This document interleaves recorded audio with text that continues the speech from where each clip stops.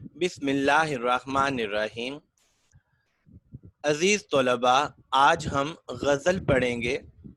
ہمارے شاعر ہیں حیدر علی آتش۔ تو آئیے ہم آغاز کرتے ہیں۔ ہوائے دورے میں خوشگوار راہ میں ہے، خزاں چمن سے ہے جاتی، بہار راہ میں ہے۔ ہوائے دورے میں خوشگوار، نشیلی ہواؤں کے دور، ایسی ہوائیں راستے میں ہیں جن میں شراب کی تاثیر ہوگی۔ یہ نشیلی ہوائیں ہوں گی، ان نشیلی ہواؤں کے دور چلیں گے۔ دور کا ایک مطلب تو زمانہ ہوتا ہے، اور دور کا ایک مطلب ہوتا ہے کہ کوئی محفل ہوتی ہے، اس محفل میں شراب پینے والے موجود ہوتے ہیں۔ جب وہ سب شراب پی لیتے ہیں تو ایک دور مکمل ہوتا ہے۔ پھر جب دوسری بار ان کو شراب پلائی جاتی ہے تو دوسرا دور ہوتا ہے۔ اس طرح رات بھر شراب پینے والے شراب پیتے ہیں اور شراب کا دور جو ہے وہ چلتا رہتا ہے۔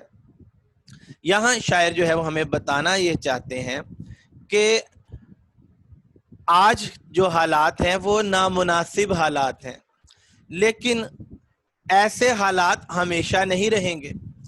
ایسی ہوائیں راستے میں ہیں، ایسی ہوائیں آنے والی ہیں کہ جن ہواؤں میں شراب کی تاثیر ہوگی۔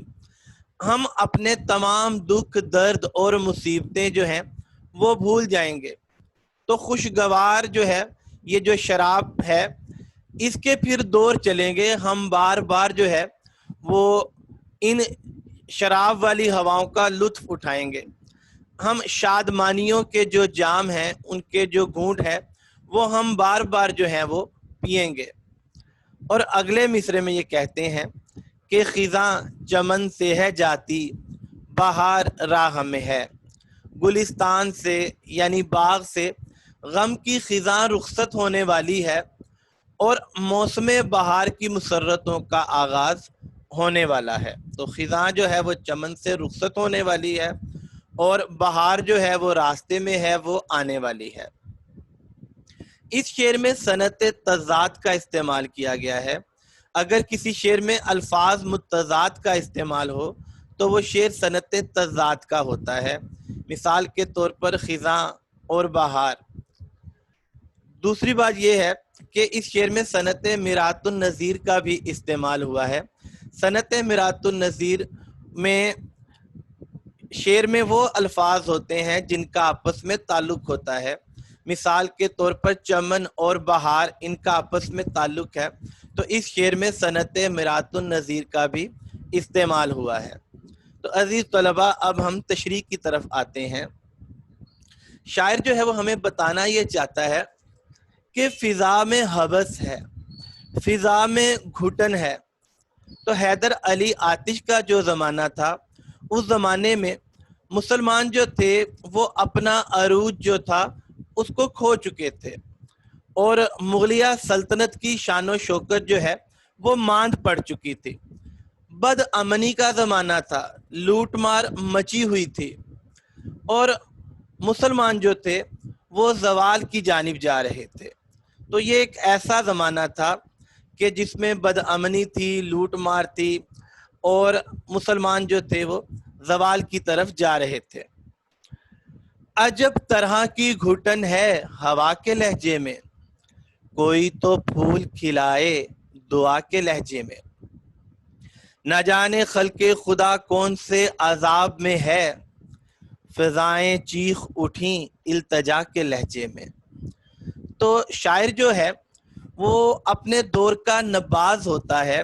شاعر جو ہے وہ بڑا حساس ہوتا ہے، اور شاعر جو ہے وہ اس شعر میں لوگوں کو امید کا پیغام دے رہے ہیں، اور شاعر یہ بتا رہے ہیں کہ جس طرح خزاں کا موسم جو ہے جب آتا ہے تو شاخیں جو ہیں وہ پتوں سے اور پھولوں سے محروم ہو جاتی ہیں، اور باغ جو ہے وہ اداسی کا منظر پیش کر رہا ہوتا ہے۔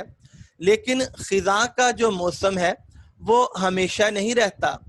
آخر چمن میں، آخر باغ میں بہار کی خوشی آتی ہے، ہر طرف سبزہ ہی سبزہ پھیل جاتا ہے، شاخیں جو ہیں ان پر پھول کھلتے ہیں، پتے اگتے ہیں اور باغ کی خوبصورتی جو ہے وہ لوٹ آتی ہے۔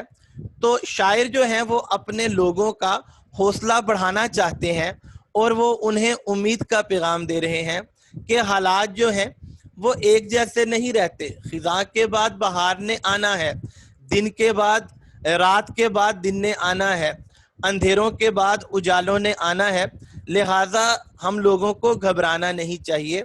اللہ تعالیٰ قرآن مجید میں بھی ارشاد فرماتا ہے لا تقنطوا من رحمت اللہ، اللہ کی رحمت سے نا امید مت ہو۔ تو شاعر جو ہے وہ ہمیں ان شعر میں بتا رہے ہیں کہ خوشیوں بھرا زمانہ آنے والا ہے، ایسی نشیلی ہوائیں چلیں گی کہ ان کے دور ہمیں بار بار ملیں گے، بار بار ہم خوشیوں کے، مسرتوں کے اور شادمانیوں کے جام پئیں گے، بس ہمیں پر امید رہنا چاہیے۔ خزاں رکھے گی درختوں کو بے ثمر کب تک، خزاں رکھے گی درختوں کو بے ثمر کب تک، گزر ہی جائے گی یہ رت بھی حوصلہ رکھنا، گزر ہی جائے گی یہ رت بھی حوصلہ رکھنا۔ شعر نمبر 2، عدم کے کوچ کی لازم ہے فکر ہستی میں، نہ کوئی شہر نہ کوئی دیار راہ میں ہے۔ الفاظ معنی، عدم دوسری دنیا، مرنے کے بعد کی دنیا، کوچ روانہ ہونا، جانا، سفر، ہستی زندگی، دیار علاقہ، ملک۔ عدم کے کوچ کی لازم ہے فکر ہستی میں، اپنی زندگی کے سفر میں ہی دوسری دنیا کے سفر کی تیاری کر لینی چاہیے، دوسری دنیا کے سفر کے بارے میں فکر غور کر لینا چاہیے، کیونکہ نہ کوئی شہر نہ کوئی دیار راہ میں ہے، کیونکہ وہ ایسا سفر ہے کہ جس میں پڑاؤ کے لیے نہ تو کوئی شہر ملے گا اور نہ ہی کوئی علاقہ ملے گا، اور وہاں کوئی بھی پڑاؤ کی صورت نہیں ہے۔ انسان کی حیثیت مسافر جیسی ہے، اس مسافر کو دو طرح کے سفر کرنے پڑتے ہیں۔ ایک سفر تو سفر دنیا ہے، جب انسان ایک شہر سے دوسرے شہر جاتا ہے، ایک مقام سے دوسرے مقام میں جاتا ہے۔ یہ ایسا سفر ہے کہ جس میں بہت سی آسانیاں حاصل ہیں۔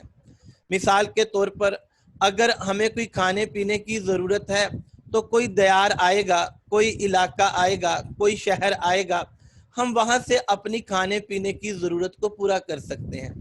ہمارا کوئی بھی زادے راہ، ہمارا کوئی بھی سامان رہ گیا ہے تو کوئی دیار آئے گا، کوئی علاقہ آئے گا، کوئی شہر آئے گا، کوئی ملک آئے گا، ہم وہاں سے اس سامان کو حاصل کر سکتے ہیں۔ تو یہ آسانی حاصل ہے ہمیں جب ہم ایک شہر سے دوسرے شہر یا ایک جگہ سے دوسری جگہ جاتے ہیں۔ لیکن ہر انسان جو ہے اس نے سفر آخرت بھی کرنا ہے، ہر انسان جو ہے اس نے موت کا ذائقہ بھی چکھنا ہے۔ کلو نفس ذائقۃ الموت، ہر جان موت کا ذائقہ چکھنے والی ہے۔ کیا بھروسہ ہے زندگانی کا، آدمی بلبلا ہے پانی کا۔ تو آخرت کا سفر ایسا ہے جہاں انسان کی بے بسی ہوگی، جہاں انسان کی مجبوری چل رہی ہوگی، انسان کو نیکیوں کا زادے راہ چاہیے ہوگا، انسان کو نیکیوں کا سامان چاہیے ہوگا، لیکن انسان کو وہ سامان حاصل کرنے کے لیے کوئی دیار نہیں ملے گا، کوئی علاقہ نہیں ملے گا، کوئی شہر نہیں ملے گا۔ پھر جیسے جیسے حالات چل رہے ہوں گے، انسان انہی حالات کے مطابق گزر رہا ہوگا اور انہی حالات کا وہ سامنا کر رہا ہوگا۔ تو شاعر جو ہے وہ ہمیں بتانا یہ چاہتا ہے کہ اس زندگی میں ہی جب سانسیں چل رہی ہیں، جب دل دھڑک رہا ہے، ہمیں نیک اعمال کا زادے راہ، ہمیں نیک اعمال کا سامان جو ہے وہ اسے جو ہے اکٹھا کر لینا چاہیے، تاکہ ہمیں آخرت میں بے بسی اور مجبوری کا سامنا نہ کرنا پڑے۔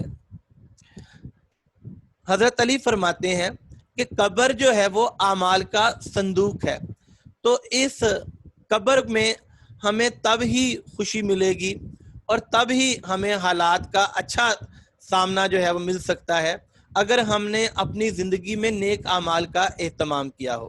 تو شاعر نے بڑے خوبصورت انداز سے ہمیں یہ بتایا ہے کہ اس زندگی میں ہی ہمیں نیک اعمال کو ذخیرہ کر لینا چاہیے، اور آخرت میں جو ہے تاکہ ہمیں کوئی پریشانی نہ ہو۔ زندگی آمد برائے بندگی، زندگی بے بندگی شرمندگی۔ شعر نمبر 3، نہ بدرے کا ہے نہ کوئی رفیق ساتھ اپنے، فقط عنایت پروردگار راہ میں ہے۔ الفاظ معنی: بدرے کا رہبر، رفیق دوست، عنایت پروردگار اللہ کا کرم، اللہ کی عنایت، اللہ کی مہربانی۔ نہ بدرے کا ہے نہ کوئی رفیق ساتھ اپنے، فقط عنایت پروردگار راہ میں ہے۔ سفر آخرت میں کسی رہبر کی رہنمائی ساتھ نہیں ہوتی، کسی دوست کی دوستی ساتھ نہیں ہوتی، یہاں صرف اللہ کا کرم ہی چاہیے ہوتا ہے، اور اللہ کے کرم سے، اس کے لطف و کرم سے ہی اس راہ میں کامیابی اور سرخروئی مل سکتی ہے۔ عزیز طلباء، انسان کی حیثیت اس دنیا میں مسافر جیسی ہے۔ یہ مسافر دو طرح کے سفر کرتا ہے۔ ایک سفر دنیا، یعنی ہم نے ایک شہر سے دوسرے شہر جانا ہے، تو اس میں ہمیں بہت سی آسانیاں حاصل ہیں۔ ایک آسانی ہمارے پاس جو حاصل ہے وہ رہبر کی ہے۔ رہبر ایک جہاں دیدہ شخص ہے۔ رہبر جو ہے اس نے دنیا دیکھی ہے۔ رہبر جو ہے وہ راستے کی بہت اچھی طرح پہچان رکھتا ہے۔ چنانچہ جب رہبر کی معیت ہوتی ہے، جب رہبر ہمارے ساتھ ہوتا ہے، تو ہم آسانی سے ایک جگہ سے دوسری جگہ چلے جاتے ہیں۔ ہمیں خطرات کا سامنا بھی نہیں کرنا پڑتا، اور رہبر ہمیں آسانی سے ہماری منزل تک پہنچا دیتا ہے۔ دوسری آسانی جس کا شاعر نے ذکر کیا وہ رفیق کی ہے، وہ دوست کی ہے۔ دوست جو ہے وہ اگر ہم پر سفر کے دوران کوئی مصیبت آ جائے، کوئی پریشانی آ جائے، تو دوست جو ہے وہ ہمارا حوصلہ بڑھاتا ہے، ہمیں تسلی دیتا ہے، ہماری مدد کرتا ہے۔ تو دوست بھی ایک مددگار ساتھی ہوتا ہے جو سفر میں ہمیں آسانیاں مہیا کرتا ہے، جو ہمیں سفر میں آسانیاں پہنچاتا ہے۔ لیکن آخرت کے سفر کے حالات جو ہیں وہ مختلف ہیں۔ یہاں ہمارے پاس آسانیاں نہیں ہیں۔ یہاں ہمیں آخرت کے سفر میں، یعنی جب انسان مر جائے گا تو وہ بے بسی اور مجبوری کی کیفیت سے گزر رہا ہوگا۔ آخرت کے سفر میں رہبر کی سہولت نہیں ملے گی۔ آخرت کے سفر میں ہمارا کوئی بھی مددگار دوست جو ہے وہ ہمارے ساتھ نہیں جائے گا۔ داغ کہتے ہیں، زندگی میں پاس سے دم بھرنا ہوتے تھے جدا، زندگی میں پاس سے دم بھرنا ہوتے تھے جدا، قبر میں تنہا مجھے یاروں نے کیوں کر رکھ دیا، قبر میں تنہا مجھے یاروں نے کیوں کر رکھ دیا۔ تو آخرت کا جو سفر ہے اس میں نہ تو کوئی رہبر ہمارے ساتھ جائے گا، آخرت کا جو سفر ہے نہ ہی اس میں کوئی دوست ہماری مدد کرے گا۔ تو ہمیں کیا کریں؟ ہم یہ کریں کہ ہم اللہ کو اپنا رہبر بنا لیں، اور جو اللہ ہمیں بتاتا ہے ہم ان باتوں پر عمل کریں۔ ہم کیا کریں؟ ہم اللہ کو اپنا دوست بنا لیں۔ تو اللہ کی رہبری کب ملے گی، اللہ کی دوستی کب ملے گی؟ جب ہم نیک اعمال کا زاد راہ اکٹھا کریں گے، جب ہم نیک اعمال کا اہتمام کریں گے، تو اللہ کی مہربانی جو ہے وہ ہمیں حاصل ہوگی۔ اللہ تعالیٰ قرآن میں فرماتا ہے، تم لوگ دنیاوی زندگی کو مقدم رکھتے ہو، حالانکہ آخرت کہیں زیادہ بہتر اور کہیں زیادہ پائیدار ہے۔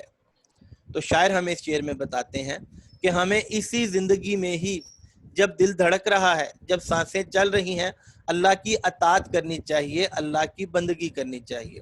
اگر ہم ایسا نہیں کریں گے تو پھر ہمیں قبر میں اور میدان محشر میں شرمندگی کا سامنا کرنا پڑے گا۔ زندگی آمد برائے بندگی، زندگی بے بندگی شرمندگی۔